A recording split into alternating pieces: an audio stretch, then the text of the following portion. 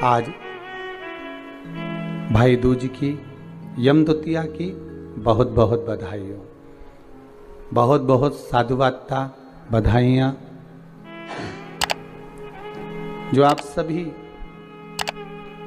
आस्था channel के माध्यम से, फेसबुक यूट्यूब के माध्यम से अपने अपने घरों में बैठकर 5 दिवसीय दीपावली के पूजन का एक आनंद प्राप्त कर रहे हैं।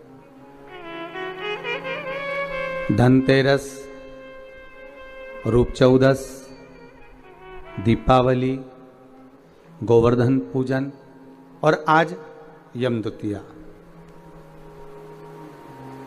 कार्तिक महीने की शुक्ल पक्ष की ये पावन द्वितीया तिथि, जिसको यम द्वितीया भाई दूज भी कहते हैं। हिंदू धर्म के अनुसार बहन और भाई के प्रेम की उदारता को प्रकट करने वाली, वात्सल्यता को प्रकट करने वाली, प्रेम को दर्शाने वाली 2 त्यौहार हिंदू धर्म में बहन और भाई के लिए प्रबल हैं महाराज। पहला, श्रावण के महीने में पड़ने वाली श्रावण की पूर्णिमा, जिस दिन रक्षाबंधन का त्यौहार मनाया जाता है। हमारे हिंदू धर्म में ये त्यौहार भी भाई और बहन को समर्पित है। और दूसरे नंबर का ये पावन त्यौहार जो दीपावली के गोवर्धन पूजन के बाद में दीपावली के दूसरे दिवस में मनाया जाता है, द्वितीय दिवस में मनाया जाता है, जिसको यम द्वितीया कहते हैं, जो यम की कैद से छुड़ाने वाली है। बहन और भाई का संबंध क्या है? केवल एक यमुना मैया और यमराज से ही हमें सीखना नहीं है, हमें भगवान ओघड़दानी, त्रिकालदर्शी, कैलाशी शिव और माता क्षिप्रिया से भी सीखना है।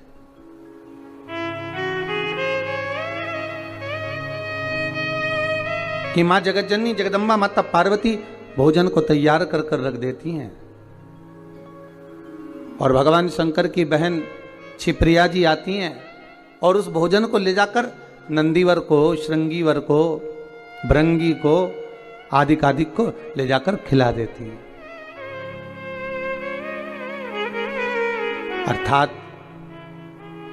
इसका मतलब ये नहीं है कि केवल ननंद भाभी को कष्ट दे रही है या ननंद भाभी को त्राण दे रही है या परेशान कर रही है, उसका मतलब ये नहीं है। उसका मतलब ये है कि हमारी भाभी अगर ननंद कोई शब्द कहती है, ननंद अगर कोई ताना देती है, ननंद अगर कोई कृत्य करती है, तो वो भाभी को बल प्रदान कर रही है कि हमारी भाभी में कितना बल है, कितनी प्रबलता है, कितनी प्रखरता है, कि वो किस कार्य में माता जगतजननी जगदम्बा माता पार्वती भोजन बनाकर रखती और माता क्षिप्रिया आती और भोजन ले जाकर नंदी को दे देती। माँ फिर तैयार करके रखती, आती और भृंगी को दे देती। माँ फिर भोजन तैयार करती, वो उठाती और श्रृंगी को दे देती। वो बारंबार भोजन बना रही हैं और बार बार माता क्षिप्रिया आकर उसको उठाकर नंदी, भृंगी, श्रृंगी को दे देती है। अर्थात इसमें परीक्षा नहीं है, इसमें माता पार्वती को बल प्रदान करना।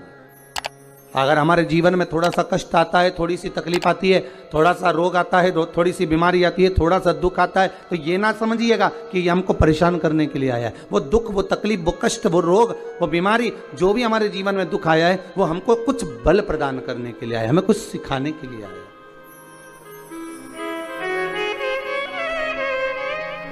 महाराज, संसार का कोई मानव, हमारे अपने संबंधी हो, रिश्तेदार हो, नातेदार हो, कुटुंब वाले हो, कबीले वाले हो, ये अगर हमको कुछ कह रहे हैं, हमको कुछ ताने दे रहे हैं, हमको अपशब्द कर रहे हैं या हमारे ऊपर कमेंट्स कर रहे हैं, हमारे ऊपर कुछ कह रहे हैं, तो ये हमको बल प्रदान कर रहे हैं, हमको सिखा रहे हैं।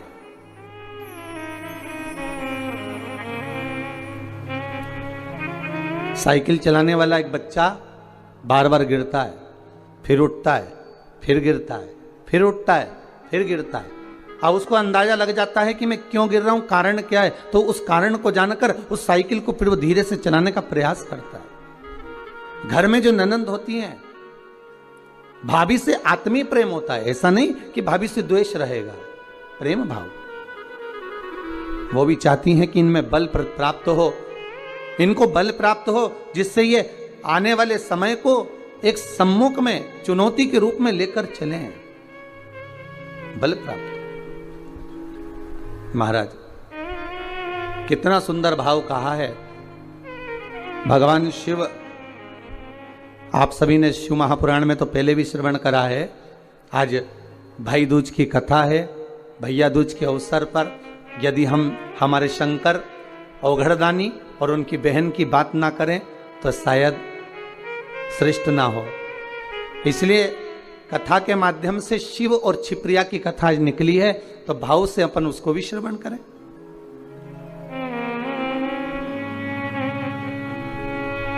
दूषण नाम के राक्षस ने जब चारों तरफ उपद्रव मचा दिया उज्जैनी में, और उस अवंतिकापुरी में, उस उज्जैनी में जब चारों तरफ उपद्रव मच गया, जहां तहां चारों तरफ ब्राह्मणों के बच्चों को लेता और दूषण नाम का राक्षस निचोड़ निचोड़ कर पीने लगा रक्त को।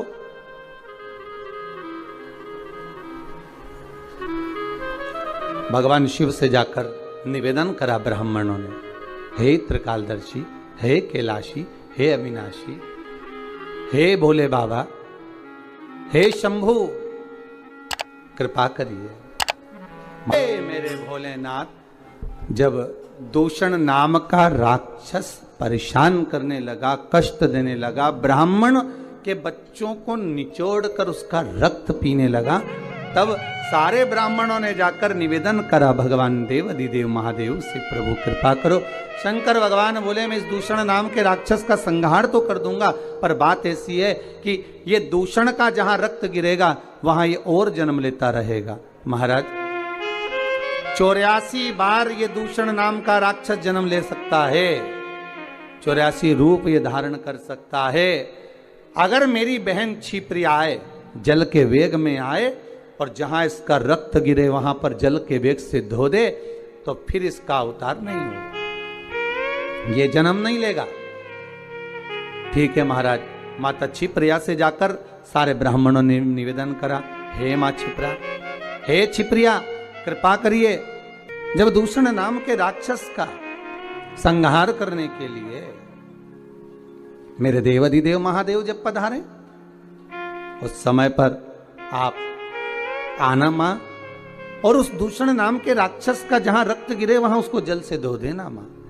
ठीक है। छिप्रिया जी राजी हो गई, अपने भाई के लिए आने के लिए तैयार हो गई।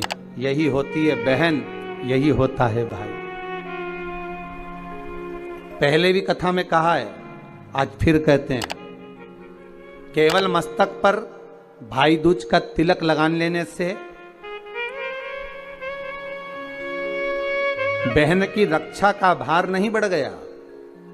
जिस दिन आप एक माता के गर्भ से जन्मे हो, जिस दिन माता के गर्भ से जन्म लिया है आपने, और उसी माता के गर्भ से अगर आपके घर में एक बहन का जन्म हुआ है, बेटी का जन्म हुआ है, उस दिन से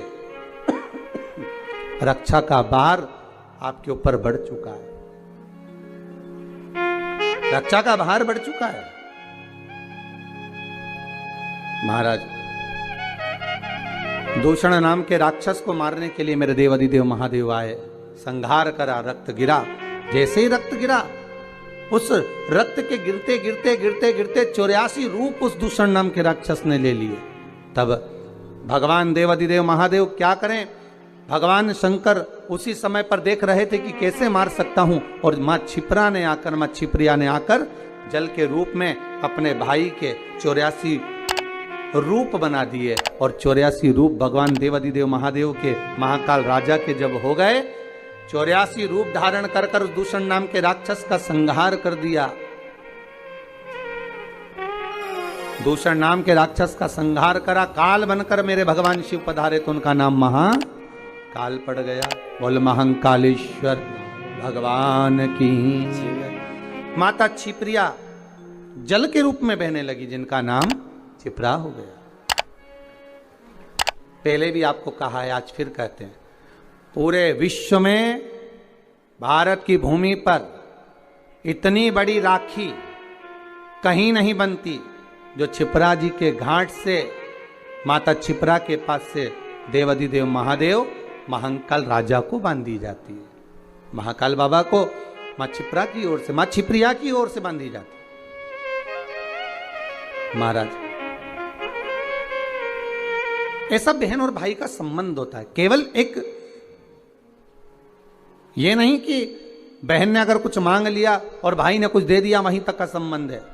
तिलक लगवाया और 100-500 का लिफाफा दे दिया, वहीं तक का संबंध है। नहीं नहीं, इस दूज का नाम है यम द्वितीया। यम द्वितीया का मतलब है सूर्य नारायण भगवान की धर्म पत्नी माता छाया के गर्भ से जो पुत्र उत्पन्न हुए हैं यम, उनके बाद में जो बहन उत्पन्न हुई हैं यमुना जी। महाराज, कितना आत्मीय प्रेम होगा अगर यमुना जी का संपूर्ण परिवार देखा जाए। यमराज, शनि महाराज, यमुना जी, ताप्ती, कितना कितना सुंदर परिवार है।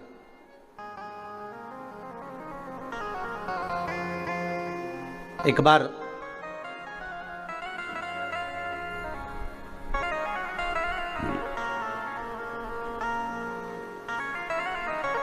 एक मुखिया जी ठाकुर जी की सेवा में लगे हुए थे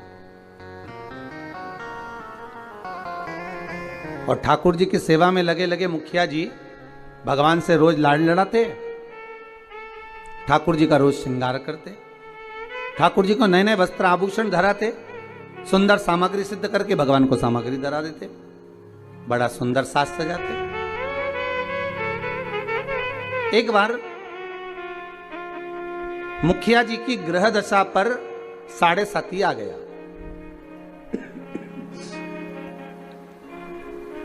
और मुखिया जी की ग्रह दशा पर जब 7.5 आया, शनि जब लगा, अब मुखिया जी कष्ट में हो गए, परेशान हो गए, बड़े दुखी हो गए, आए दिन बड़े कष्ट में रहते। एक दिन मुखिया जी की आंखों में जब जल भर गया, नैनों में जल भर गया, तब श्री ठाकुर जी महाराज स्वयं प्रकट होकर पूछे, क्यों मुखिया जी आज आपके नैनों में जल भरा हुआ है, बात क्या है? शास्त्र कहता है, शिव महापुराण की कथा कहती है, जब आप शंकर भगवान पर जल चढ़ाएं या ठाकुर जी से लाड़ लड़ाएं, ठाकुर जी की सेवा करें, ठाकुर जी की अर्चना करें, पाठ करें, पूजन करें, ठाकुर जी का स्नेह लड़ाएं, उस समय पर श्रृंगार करते समय, पूजन करते समय, सेवा करते समय, भगवान की आराधना करते समय आपकी आंखों में जल नहीं होना चाहिए। भगवान की अर्चना करते समय जल क्यों आए? किस लिए?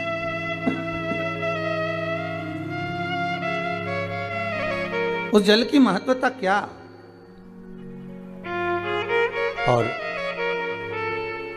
महाराज मुखिया जी बोले, ठाकुर जी समझ में नहीं आ रहा, आज तो शरीर में कष्ट बहुत है और मन में मानसिक टेंशन बहुत है।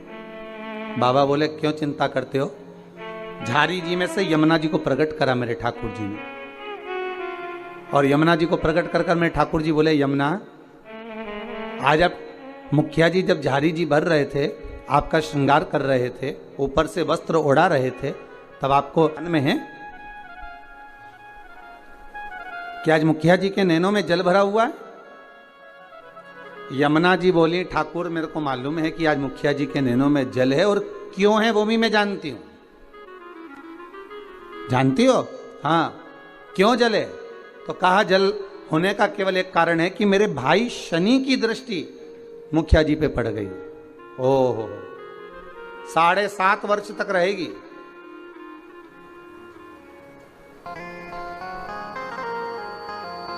भगवान कृष्ण बोले, यमुना अगर शनि महाराज आपके भाई हैं, हमारे तो साले हैं, यदि बहन बोले तो क्या